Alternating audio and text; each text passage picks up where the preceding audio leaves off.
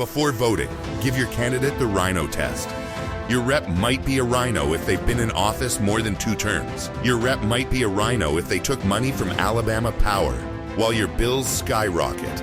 Your rep might be a rhino if they give you a grocery tax cut for your vote, then snatch it back after the election. Your rep might be a rhino if they act like the seat belongs to them, not you. Your rep might be a rhino if they brag about spending your money on their friends. Your rep might be a rhino if their motto is, keep your head down and don't rock the boat. Look, ask, watch. House District 93 is your seat. Take it back on May 19th and loan it to Storm and Norman. Vote Storm and Norman for term limits. Some politicians think they own your seat forever.